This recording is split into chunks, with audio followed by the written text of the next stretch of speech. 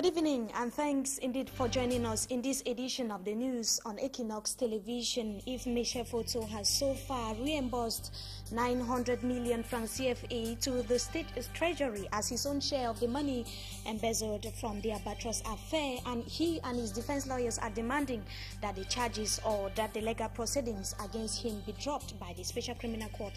And also in this newscast, we'll take you to the capital city Yaoundé, where students of the University of Yaoundé 1 as at from today covered by a medical insurance. An agreement to that effect was today signed by the Minister of Higher Education, Jacques Famtongo, and an insurance company. And also we take you to Ideya, where inhabitants blame fire or frequent fire incidents on anarchical connections of electricity.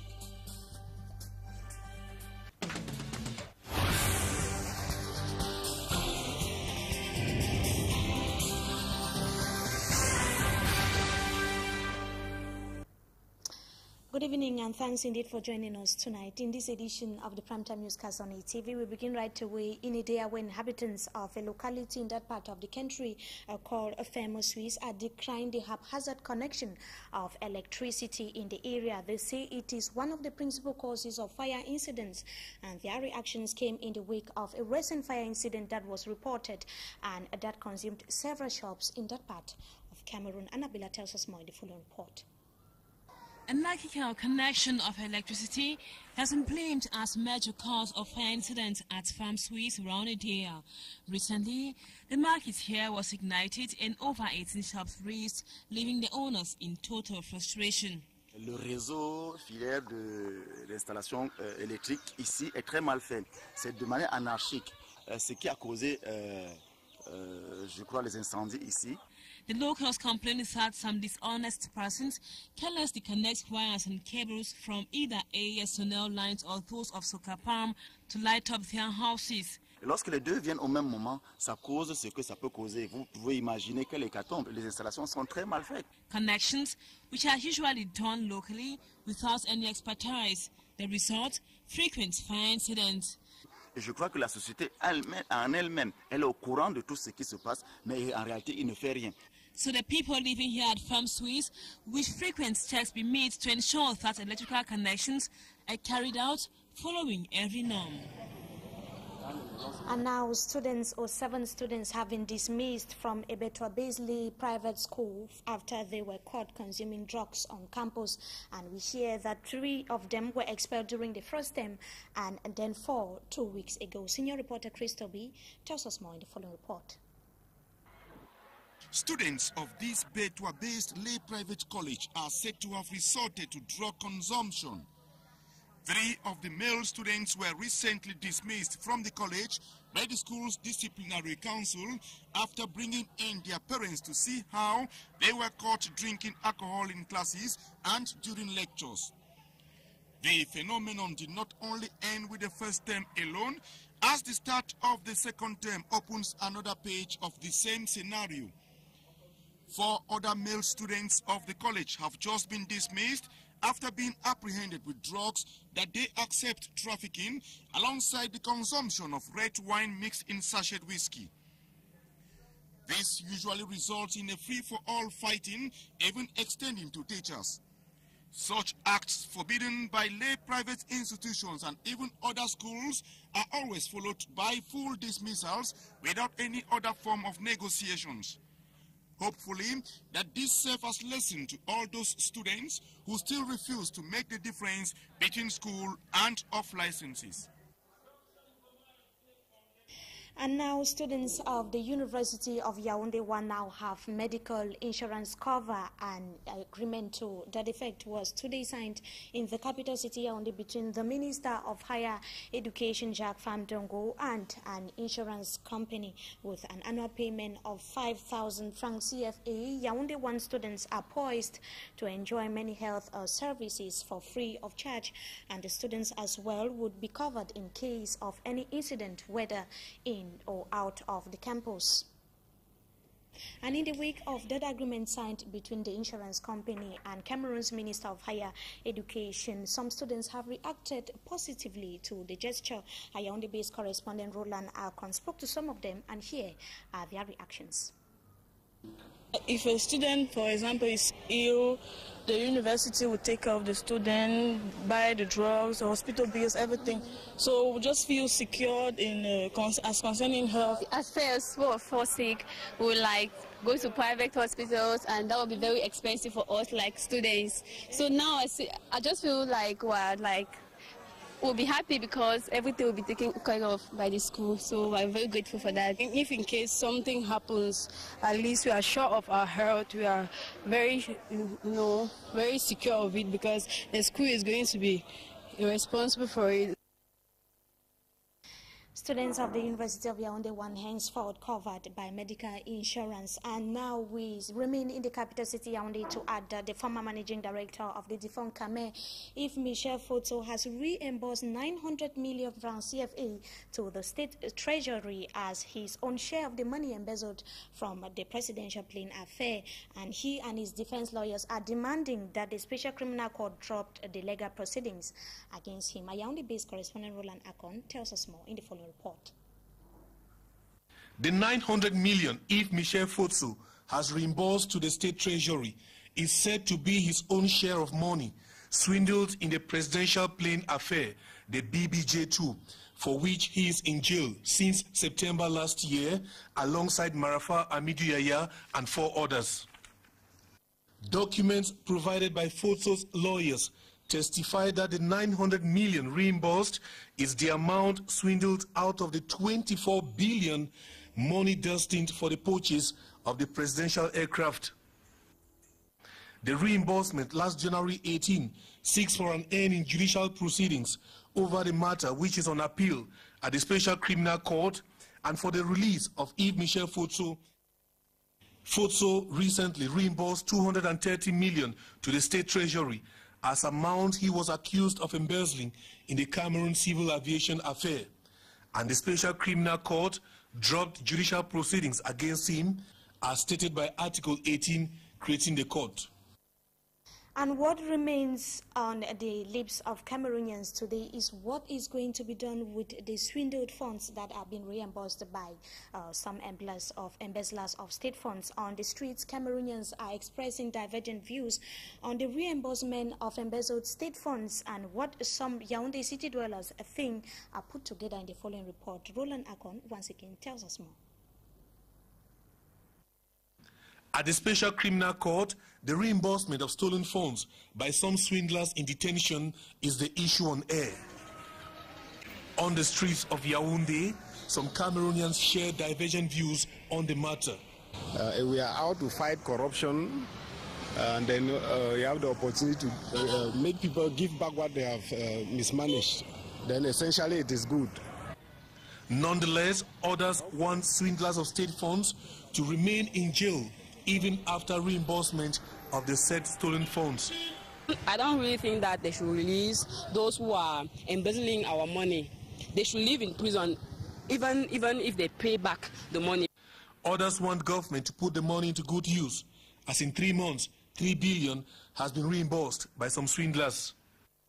Put the funds back out and make it circulate so that we can improve in our state of life now, because Cameroonians are suffering. If they have to take from the others too, everything will be fine. Cameroon will no more be a poor country. They should take back the money and make people to live well, rather than keeping them in the cell. Some Cameroonians believe the whole issue is a political affair, and that even after reimbursement, some swindlers will not be released from jail. Ils voulaient sa place, c'est pour ça qu'il les a gardés. Si c'était un problème d'argent, c'est que je prends un exemple de Michel. The law creating the Special Criminal Court states that the court stops judicial proceedings against a swindler who reimburses stolen funds. That is what Cameroonians in the capital city Yaoundé think as far as the reimbursement of swindled state funds are concerned. Now, some city dwellers have said what is consumed or what they consume as breakfast is determined by their financial status. Others simply say a good breakfast should contain light or should contain some particular items like food, like egg, milk, just to name a few. And Ranibel Satawara talked to some city dwellers today to find out what determines their choice of breakfast and put together the following report. Non, le matin, je sors de chez moi, si je trouve déjà mon sang-froid dans la peau, je sais que c'est 3 beignets haricots de Vincent et ça va.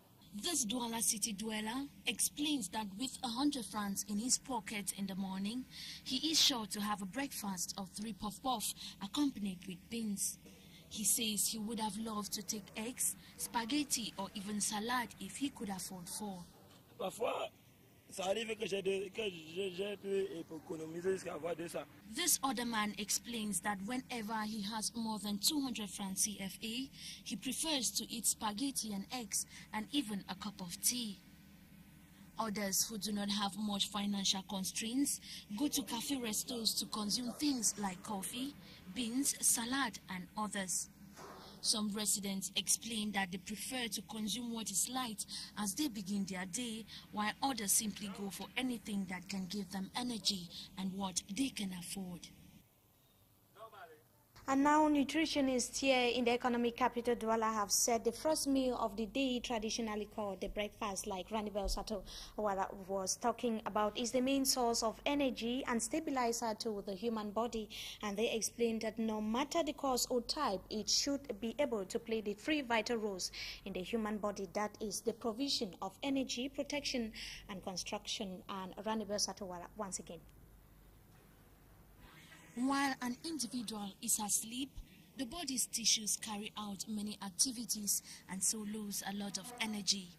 The first meal of the day, also called breakfast, should thus be able to revive the body.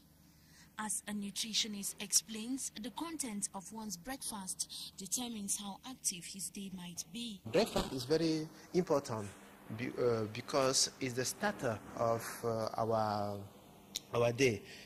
After a long night, you have to take water or food which contain a lot of water. According to the nutritionist, breakfast must be able to provide the 3 fundamental roles nutrition plays in the human body: to protect, to provide energy, as well as be able to build the body's tissues. To have a balanced diet, you need to eat every day fruit and vegetable to have a balanced diet. Contrary to what the conventional man may think, a good meal to begin the day must not be light or contain only some particular kinds of food.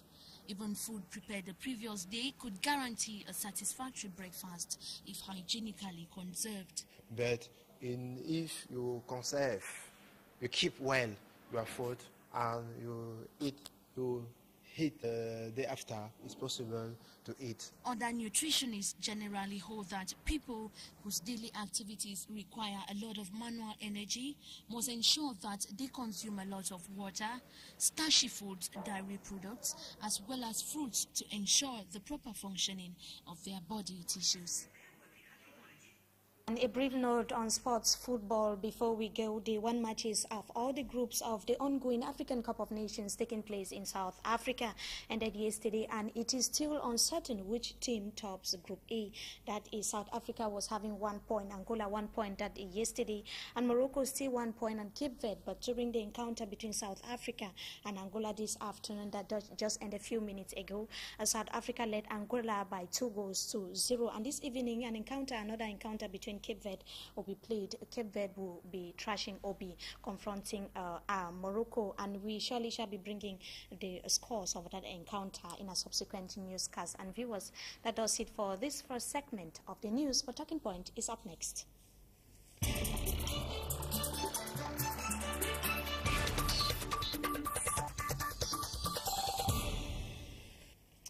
Thanks indeed, viewers, for joining us tonight on Talking Point. Tonight we are going to be talking about the issue of reimbursement of embezzled state funds, and our guest tonight is a barrister at law, Barrister Ashu Agbo Emmanuel. Good evening, and thank you so much for joining us.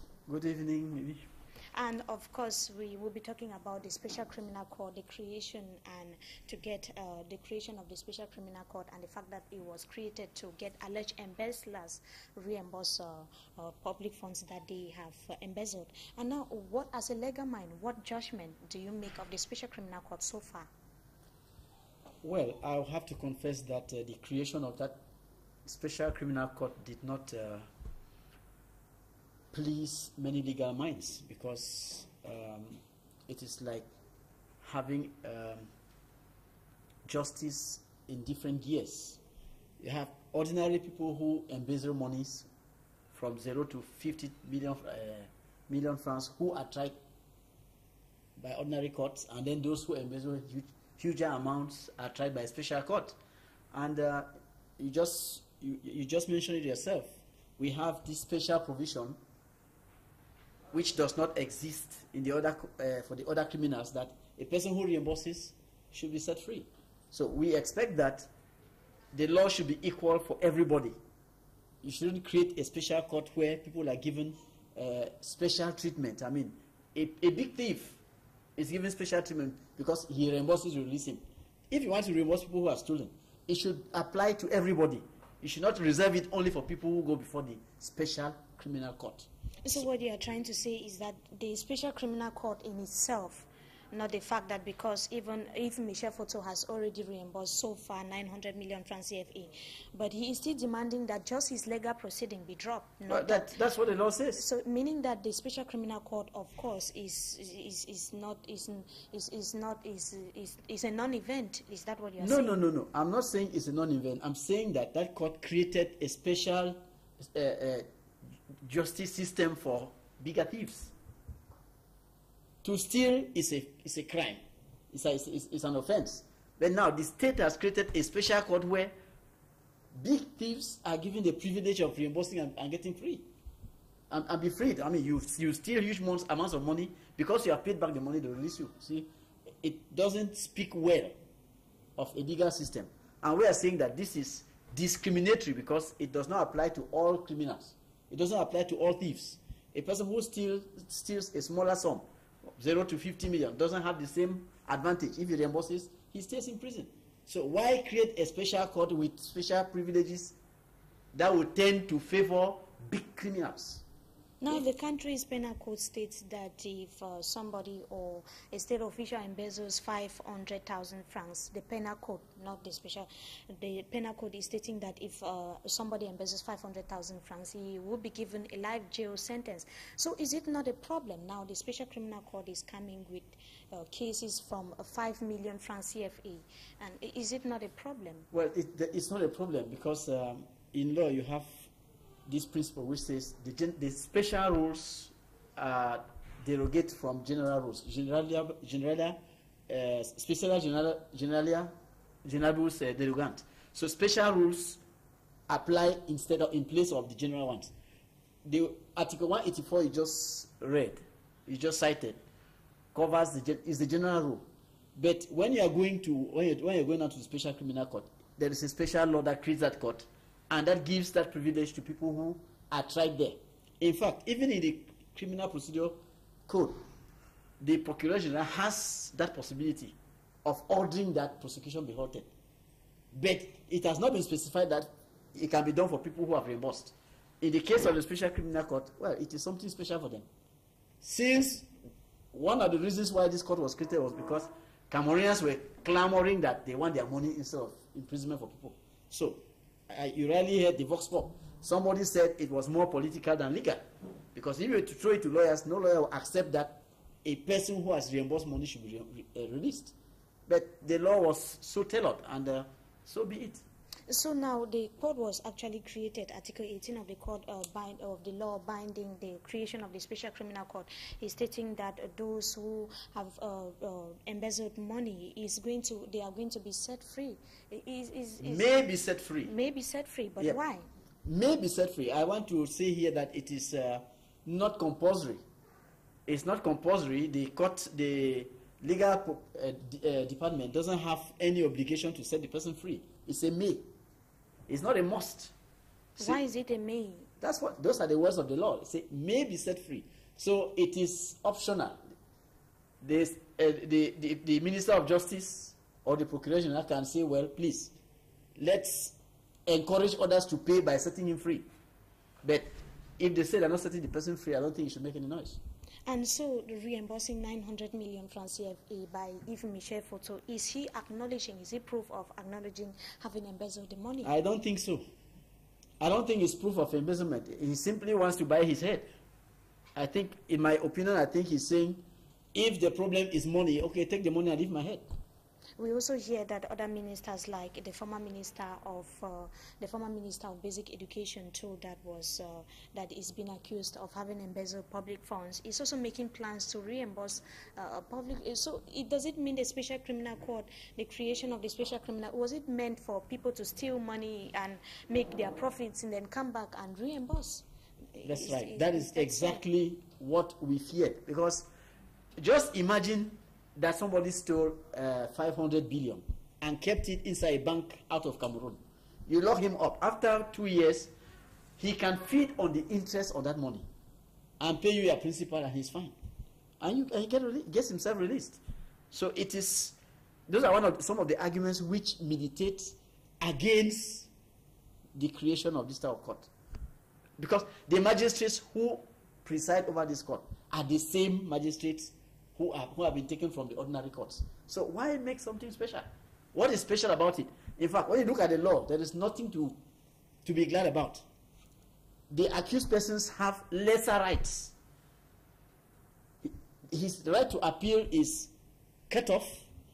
Even in matters of procedure, his lawyers don't have access to everything, whereas the prosecutors have access to everything.